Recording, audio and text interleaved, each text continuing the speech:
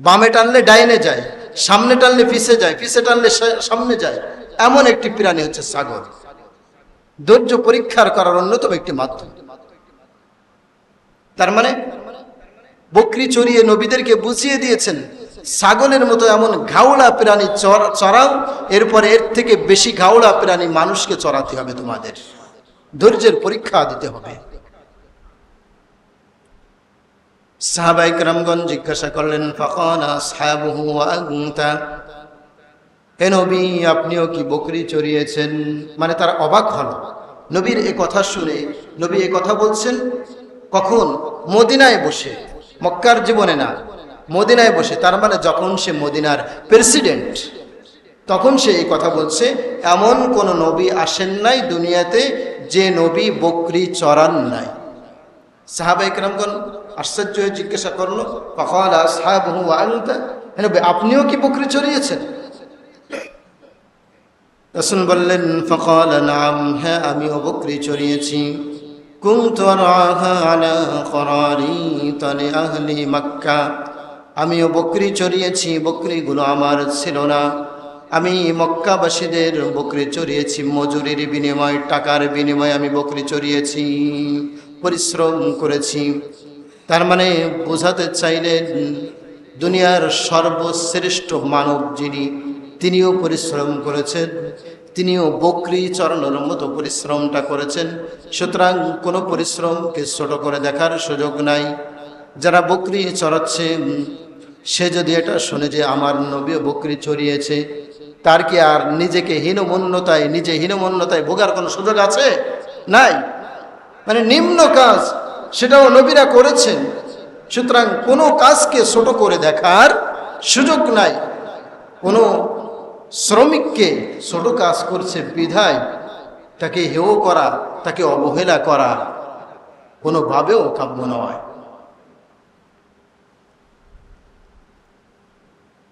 তাছাড়া আল্লাহ তাআলা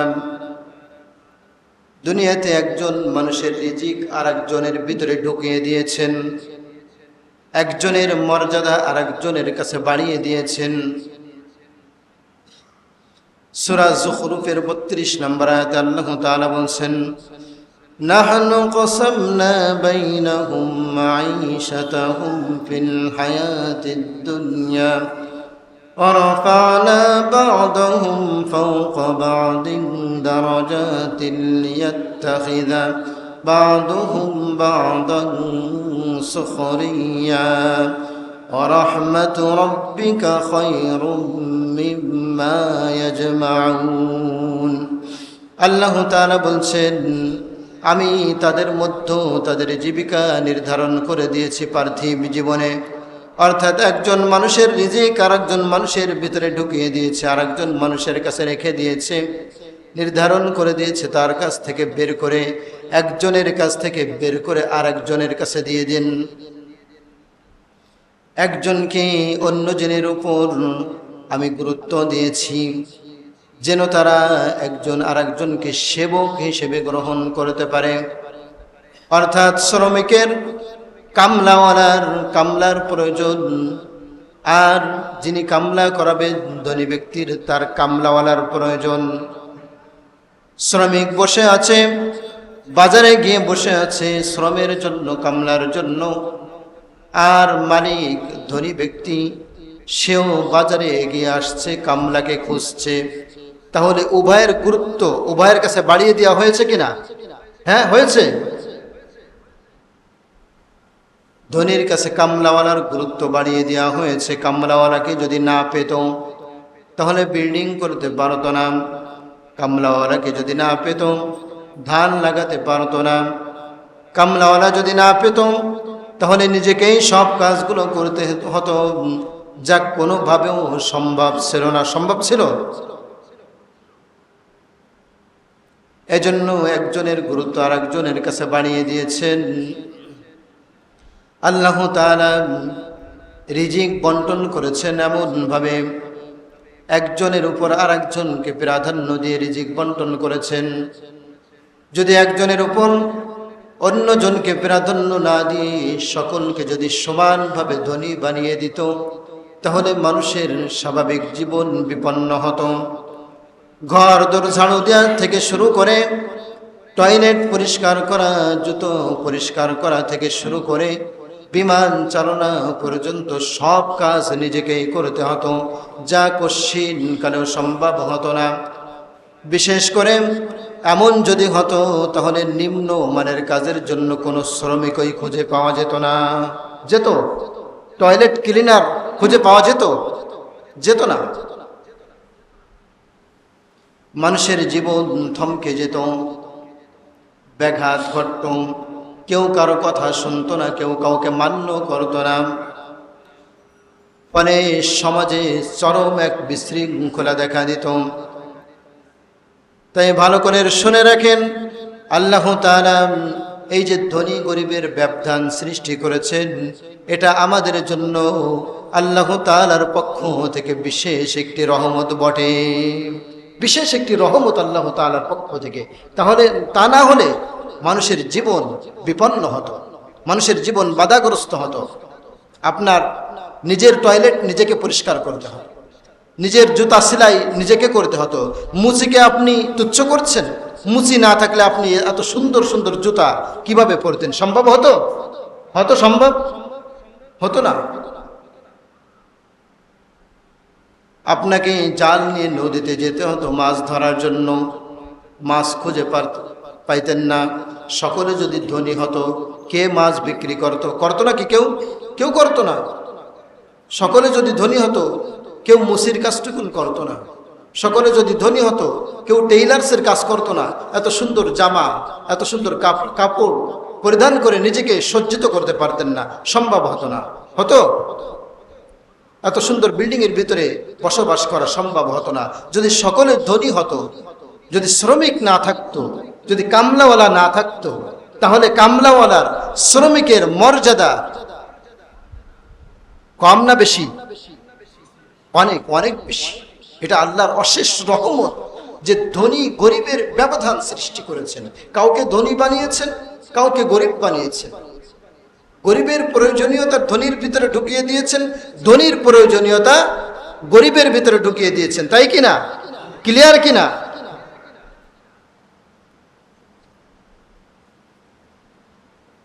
তাছাড়া আল্লাহ তাআলা সূরা আনকাবুতের ৬২ নম্বর আয়াতে বলছেন,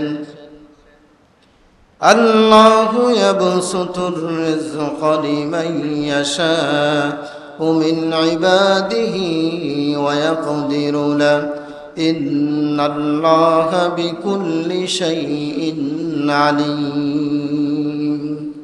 আল্লাহ তাআলার চলমান একটি প্রক্রিয়া আছে, ধনীকে গরিব বানানো আর গরিবকে ধনী বানানো। এই প্রক্রিয়াটা আল্লাহ তাআলার চলমান। আল্লাহু ইয়াবসুতুর রিজকা, এটা হচ্ছে মুজারের সিগা। মুজারের সিগা ব্যবহার হয় বর্তমান আর ভবিষ্যতের জন্য। সুতরাং আল্লাহ তাআলা এখানে বোঝাতে চেয়েছেন, আমার চলমান একটি প্রক্রিয়া হচ্ছে ধনীকে গরিব বানানো, গরিবকে ধনী বানানো। আল্লাহু ইয়াবসুতুর রিজকা লিমান ইয়াশাউ মিন ইবাদিহি ওয়া ইয়াকদিরু লাহু। আল্লাহ তাআলা যাকে ইচ্ছা তার বান্দাদের মধ্য থেকে, যার জন্য ইচ্ছা করেন, তার রিজিকটাকে প্রশস্ত করে দেন, তার রিজিকটাকে বাড়িয়ে দেন, বৃদ্ধি করে দেন। আবার যার জন্য ইচ্ছা করেন, তার ওই বান্দার জন্য, তার ওই বান্দার রিজিকটাকে সংকীর্ণ করে দেন, কমিয়ে দেন। সুতরাং ধনীকে গরিব বানাই আল্লাহ তাআলা, আর গরিবকে ধনী বানাই আল্লাহ তাআলা। আজকে যে পথের ভিখারি আছে, পথে রাস্তায় রাস্তায় ভিক্ষা করছে, ওই ভিক্ষুকের হাতের ভিক্ষার প্লেটটা 10 তলাওয়ালার হাতে ধরিয়ে দিতে আল্লাহর কতক্ষণ সময় লাগবে? আল্লাহ পারে কিনা? পারে। আজকে যে ভিক্ষুক ভিক্ষা করে বেড়াচ্ছে, ওই ভিক্ষুকের ভিক্ষার প্লেটটা 10 তলা বিল্ডিংওয়ালার হাতে ধরিয়ে দিতে আল্লাহ পারে না? পারে, মুহূর্তের ভিতরে পারে। আল্লাহর এটা চলমান প্রক্রিয়া, ধনীকে গরিব বানানো, গরিবকে ধনী বানানো, ক্ষমতাহীনকে ক্ষমতাওয়ালা বানানো, ক্ষমতাওয়ালাকে ক্ষমতাহীন বানানো। পারে কিনা? দেখা ওয়াজ, এগুলো তো দেখা ওয়াজ, আমরা দেখছি না, দেখছি কি না? দেখছি। কোরআন হাদিস যে কত বড় বাস্তব কিতাব, কত বড় সত্য কিতাব, কত বড় জীবন্ত কিতাব, তা আমরা হাড়ে হাড়ে টের পাচ্ছি, আমরা চর্মচক্ষে দেখতে পাচ্ছি, তাই কি না? ক্ষমতাওয়ালাকে ক্ষমতাহীন বানায়, ক্ষমতাহীনকে ক্ষমতাওয়ালা বানায়। মনে রাখবেন, যে ব্যক্তির হাতে ক্ষমতা আসছে, ক্ষমতা যার হাতে আসে শুরুর একটি দিন থাকে। ক্ষমতা যেদিন আসলো, ক্ষমতা আসার শুরুর দিন হচ্ছে ওটা। আর প্রত্যেকের একটা শেষ দিন থাকে, শুরুর একটা দিন থাকে আর শেষের একটা দিন থাকে, তাই কি না? ক্ষমতা কি কারো হাতে চিরস্থায়ী নাকি? কারো হাতে চিরস্থায়ী? তাহলে শেষের একটা দিন আছে না সবার কাছে? আছে কি না? শুরু একটা দিন আর শেষের একটা দিন সকলের কাছে আছে। এখন এই শেষের দিনটা কেমন হবে? শেষ সবার আছে, শুরু আছে, শেষে সবার আছে, কিন্তু শেষটা কারোর হাসি মুখে হয়, আবার শেষটা কারোর ধিক্কারের সাথে হয়, ঘৃণার সাথে হয়, তাই কি না? আবু জেহেল ক্ষমতায় ছিল না, নমরুদ ফিরাউন ক্ষমতায় ছিল না। কোন বিধর্মীদের ভিতরে খুঁজে পাবেন যে নমরুদ, আবু জেহেল, ফিরাউন এই নামে তাদের সন্তানদের কেউ নাম রাখে? পাবেন? বিধর্মীরাও রাখে না।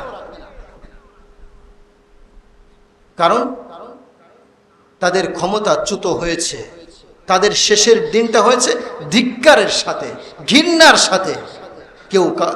কেউ তাদেরকে ভালোবাসার সাথে স্মরণ করে না, করে কিনা? করে নাকি? কেউ তাদেরকে ভালোবাসার সাথে স্মরণ করে না।